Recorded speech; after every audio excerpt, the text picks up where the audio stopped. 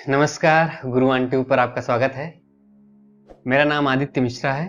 जैसा कि मैंने बताया आप लोगों को कल कि मैं एक सीरीज चला रहा हूं जिसमें आज 45वां सेट हम लोग करने वाले हैं। ठीक, चलिए देखते हैं आज का पहला क्वेश्चन। पहला क्वेश्चन है, दिल्ली सल्तनत का संस्थापक कौन था?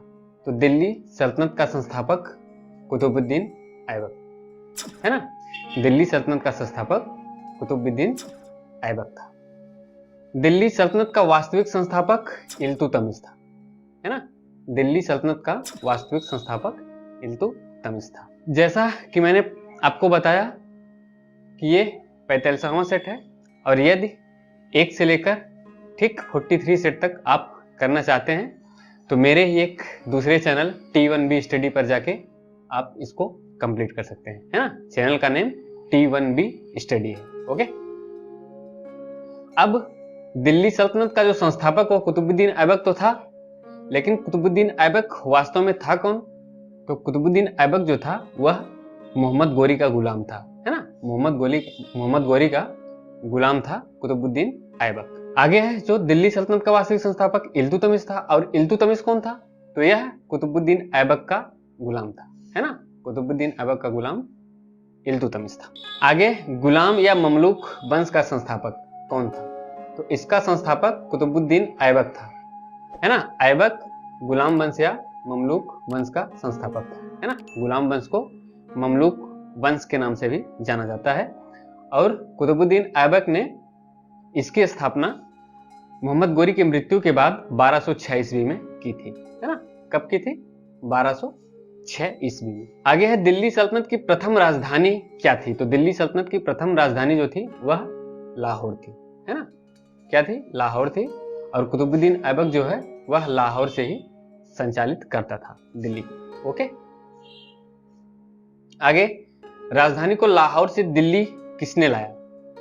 तो लाहौर से दिल्ली लाने का कार्य राजधानी को इल्तुतमिश ने किया, है ना। इसीलिए क्योंकि लाहौर से संचालित करना उतना आसान नहीं हुआ करता था, इसीलिए इल्तुतमिश ने राजधानी को दिल्ली शिफ्ट किया। अब गुलामों का गुलाम किसे कहा जाता है? तो गुलामों का जो गुलाम है वह इल्तुतमिश को कहा जाता है। क्यों ऐसा कहा जाता है? क्योंकि इल्तुतमिश किसका गुलाम था?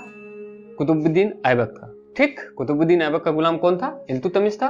और कुतुबुद्दीन ऐबक जो था वह किसका गुलाम था?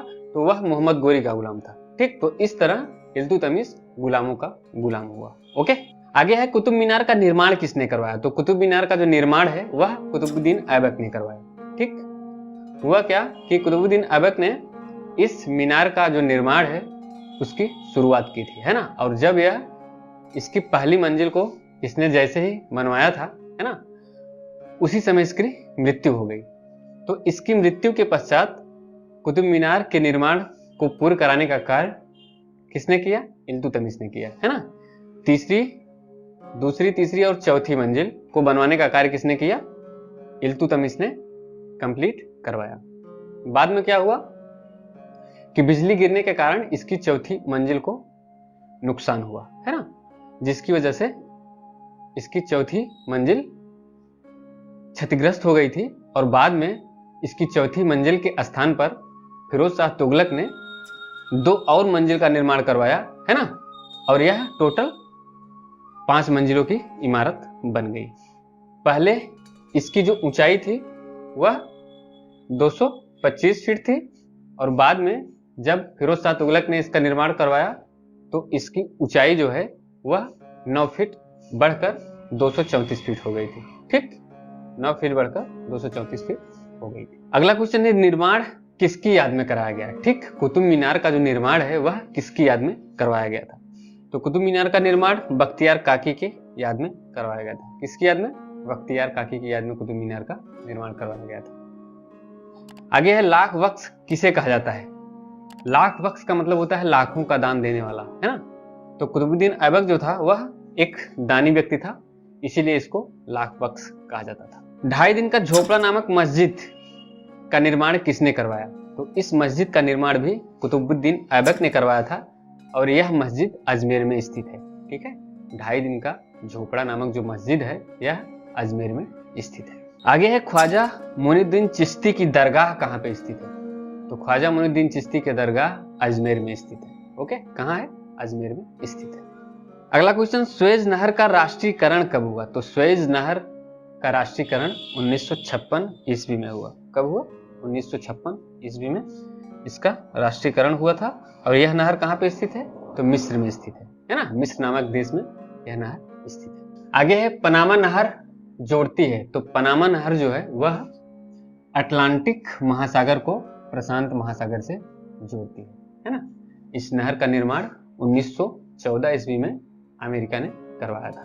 ओके, और ये नहर कहाँ पे स्थित है? तो पनामा नामक एक देश है, वहीं पे यह नहर स्थित है।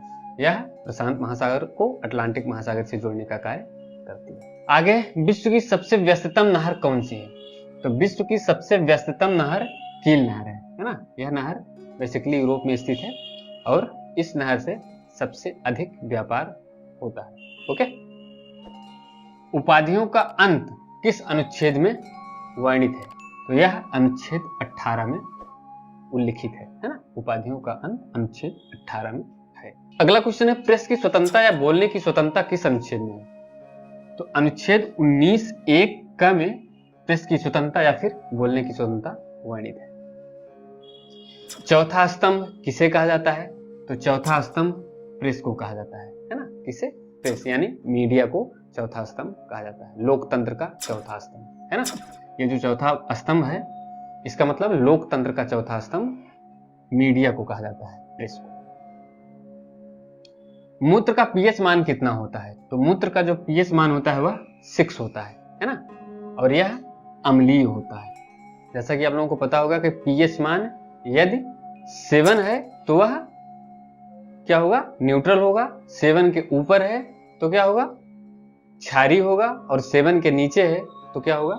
अम्लीय होगा। ओके, मूत्र का पीला रंग किसके कारण होता है? तो मूत्र का जो पीला रंग है वह यूरोक्रोम के कारण होता है। किसके कारण? यूरोक्रोम के कारण मूत्र का रंग पीला होता है। मेढक के हृदय में होते हैं तो 3 कक्ष होते हैं, है ना? मेढक के हृदय में 3 भाग या फिर 3 कक्ष होते हैं। आर्थिक नियोजन विषय है। आर्थिक नियोजन जो है वह समवर्ती सूची का विषय है। किसका? समवर्ती सूची का विषय है आर्थिक नियोजन। नियोजन को सर्वप्रथम किसने अपनाया? तो रूस जो देश है इसने नियोजन को सर्वप्रथम अपनाया था, है ना? किसने? रसिया ने। नियोजित आर्थिक विकास का शुभारंभ कब हुआ? तो नियोजित आर्थिक विकास का शुभ आरंभ 1951 ईस्वी में हुआ था। कब हुआ था? 1951 ईस्वी में नियोजित आर्थिक विकास का शुभारंभ हुआ था। अगला क्वेश्चन है, भारत में पंचवर्षीय योजनाओं के क्रियान्वयन का दायित्व किसका है? तो भारत में पंचवर्षीय योजनाओं के क्रियान्वयन का दायित्व केंद्र और राज्य दोनों सरकारों का है। किसका? केंद्र और राज्य दोनों सरकारों का है। ओके, प्रथम डिजिटल कंप्यूटर कौन सा है? तो प्रथम डिजिटल कंप्यूटर ENIAC है ना? कौन सा? ENIAC, ENIAC,